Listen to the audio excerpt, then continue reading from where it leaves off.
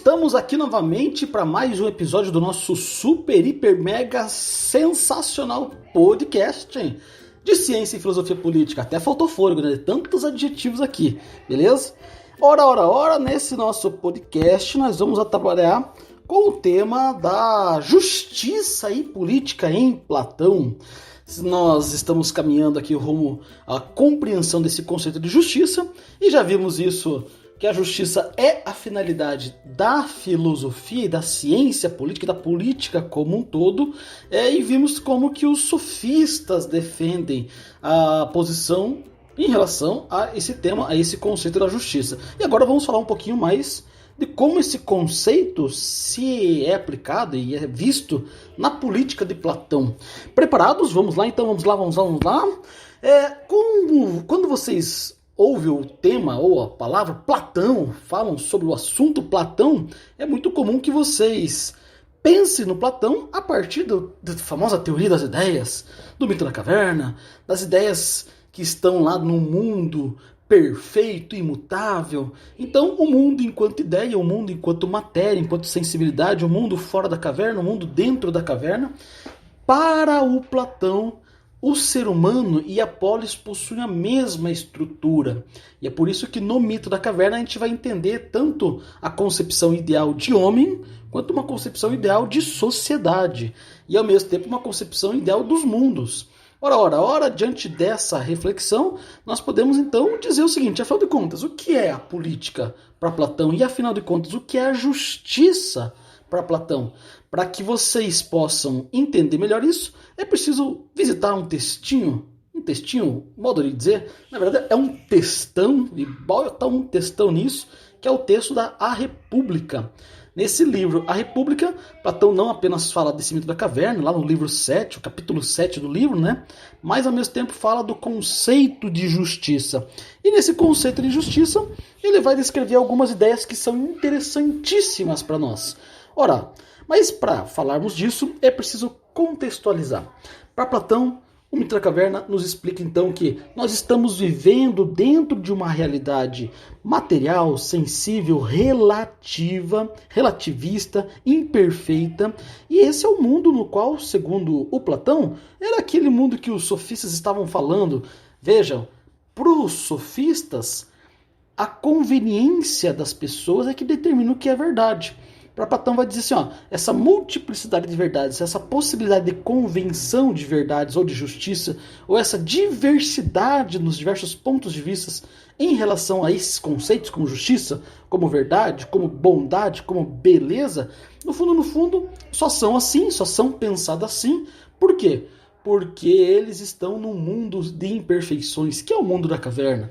Mas existe para além desse mundo um mundo perfeito, ideal, que é o mundo fora da caverna. E nesse mundo fora da caverna é onde residem as verdadeiras ideias de justiça, de bondade, de beleza. E esse mundo é eterno, imutável. As coisas são, sempre foram e sempre serão assim. Então não há relatividade, não há imperfeição. Há uma única ideia. A problemática do Platão é, então, como é que a gente faz para entender, para acessar essa ideia perfeita das coisas? Para isso, ele vai dizer, fazemos o acesso a essas ideias através da famosa dialética. E aí, claro, ele vai se apropriar de algumas ideias socráticas da dialética, ele paria as ideias de si mesmo e vai criar o seu sistema. Por meio da dialética, do embate de ideias, nós vamos usando a nossa capacidade racional para poder acessar as ideias. E, portanto, a ideia de verdade, de justiça e de bondade. Ora, só que tem um pequeno problema, e aqui é importante mencionar que para Platão a alma humana conhece ou já conheceu tudo enquanto ideia, porque ela é perfeita, ela já sabe de tudo. Só que de tempos em tempos essa alma humana acaba migrando para esse mundo material, esse mundo da caverna, e nessa migração ele acaba esquecendo. Por isso que conhecer as coisas, conhecer o ideal de justiça, conhecer a verdade, nada mais é que uma reminiscência, que um recordar, que um relembrar o que a alma humana já tinha visto lá.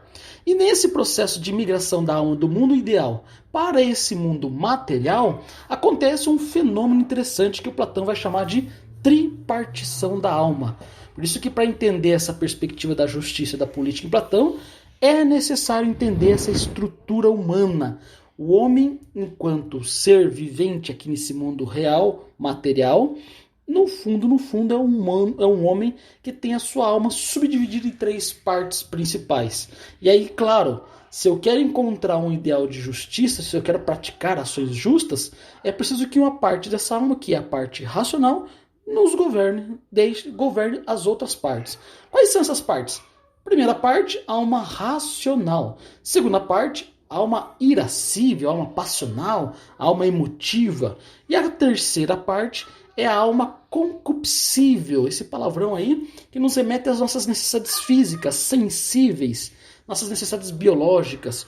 Uma parte racional localizada na cabeça, outra parte emocional irascível localizada no peito e a terceira localizada no baixo ventre e nos órgãos genitais.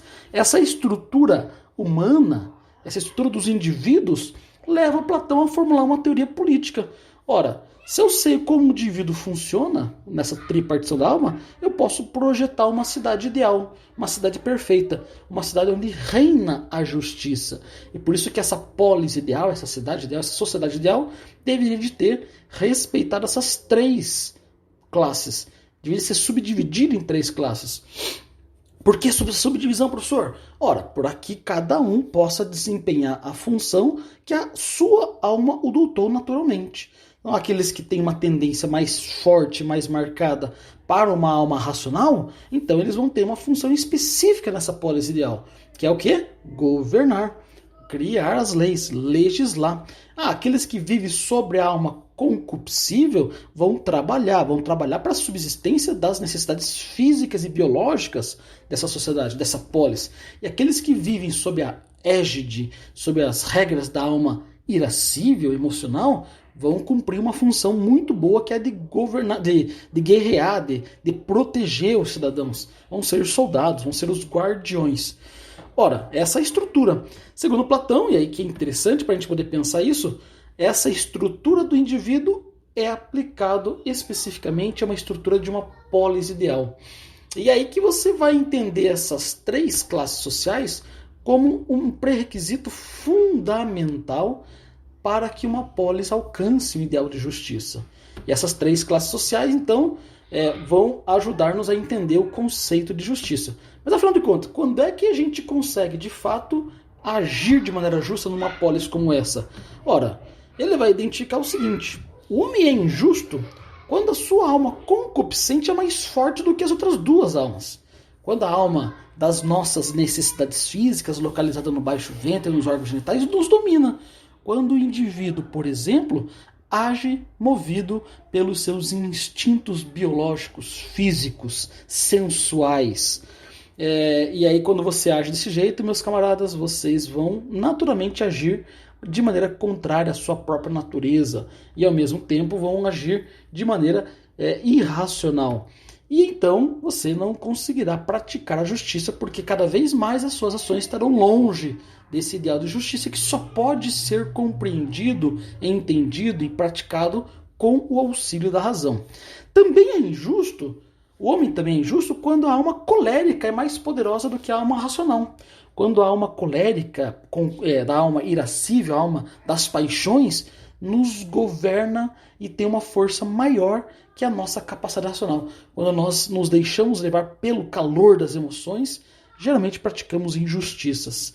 E ao mesmo tempo é justa toda e qualquer pessoa que se deixa levar pela alma racional, porque a alma racional é a mais forte que as duas outras almas. A justiça, portanto, é a hierarquia das almas no homem e na polis. Por isso que uma sociedade justa só será considerada como tal quando, dentro dessa estrutura, dessa organização de sociedade, dividida dessa maneira em 3 classes sociais, se deixa levar pelas almas racionais, por aquelas almas que então são dominadas pela razão, pela racionalidade. Beleza? Isso é importante para a gente poder pensar, então, uma concepção de justiça e também uma forma de organização social e política em Platão, no Platão. Agora, a pergunta que pode vir aqui a nos ajudar aqui é a seguinte: mas afinal de contas, como é que a gente alcança essa organização E como é que eu posso, dentro dessa organização, garantir a justiça? Daí que vem a sacada do Platão. Platão é um dos caras que vão estar muito à frente do seu tempo, e ele é um cara que na proposta política dele, da filosofia política, da ciência política, não fará distinção em relação a gêneros. Homens e mulheres terão as mesmas condições. Até porque ele vai identificar que é na educação que nós vamos encontrar de fato a possibilidade de alcançar esse ideal de justiça. Então é na educação, na atividade pedagógica, que nós vamos conseguir separar as pessoas nessas classes. É na educação que nós vamos conseguir ver quem é que de fato está tendo uma predominância natural pela alma concupiscível, pela alma irascível, pela alma racional. E vamos propor um programa formativo para cada um. Então, se aquela pessoa, se aquela criança se identificou que ela é muito mais passional, né? Aquela criança que você esbarrou nela, está metendo a mão na cara, brigando, chutando. Então, ela age inteiramente por impulsos das emoções.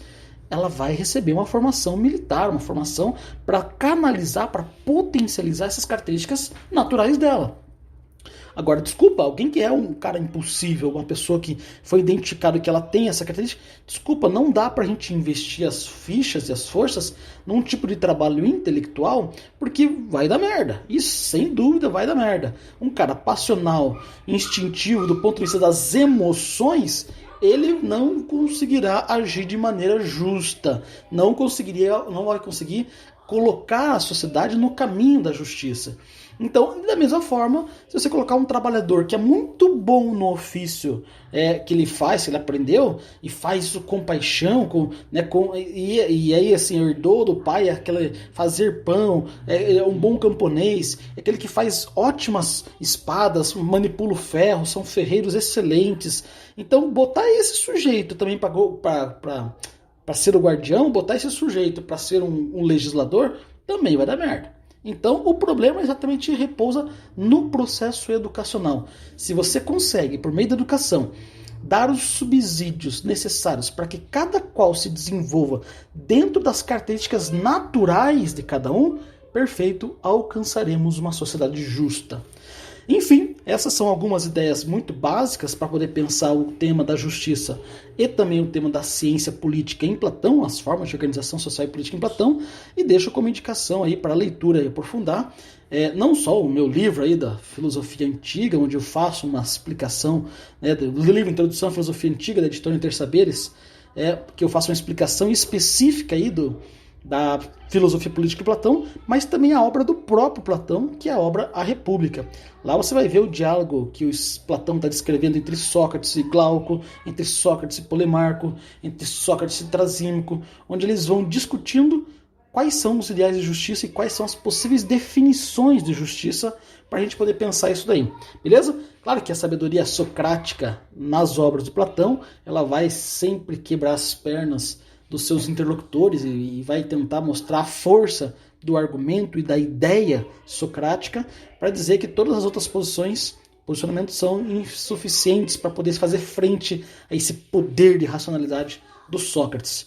Beleza, pessoal? Tranquilo? Espero que tenham gostado dessa breve explicação e fico aqui à disposição de vocês para eventuais dúvidas. Manda sua mensagem, curta aí nosso podcast e compartilhe com os coleguinhas aí. Valeu, abraços e até a próxima. Daqui a pouco tem Aristóteles. Abraço. Tchau, tchau.